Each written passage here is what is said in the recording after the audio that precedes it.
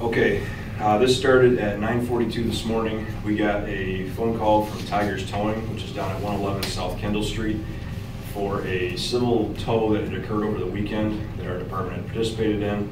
And when the owner came to pick the vehicle up, they found a deceased man in the trunk.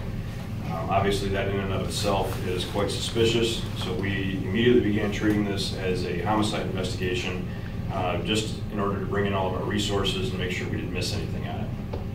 As the investigation progressed, we had a silent observer tip come in shortly after we arrived at Tigers Towing, directing us up to the area of Somerset and Grand Avenue. We sent some plainclothes officers up there and detectives.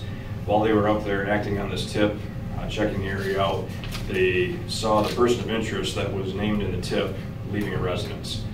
They were able to track him. He ran from them after they identified themselves, and we were able to locate and arrest him.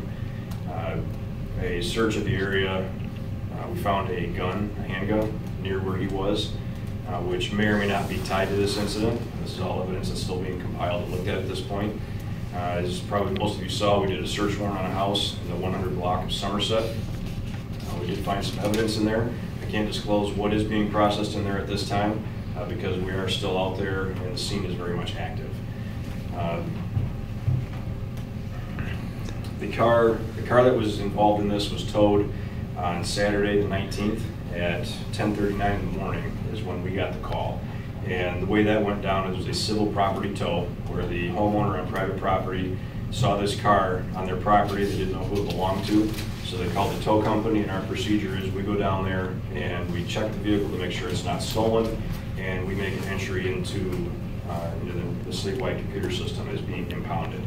In a case like this, the car was locked, and it's not in our investigative area or really within our legal rights to go into that car by breaking the locks or otherwise searching it for a civil property tow, which is the reason why we didn't check the trunk when it was first towed. We do multiple civil tows every year, and unless the car is unlocked, we don't go into it to check it. We do a visual check through the windows, and in this case, this is a four-door Toyota Camry, and the trunk is not visible from the outside.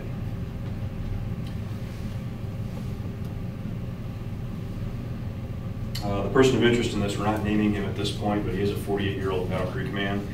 He is in custody at this point on unrelated charges, and if any charges are stemming from this, we'll definitely release that. The victim in this case, his name is Diablo, D-I-A-B-U-L-O, white, like the color, and he is a Battle Creek man, 43 years old. Spell his first name again, sorry? Diablo, D-I-A-B-U-L-O.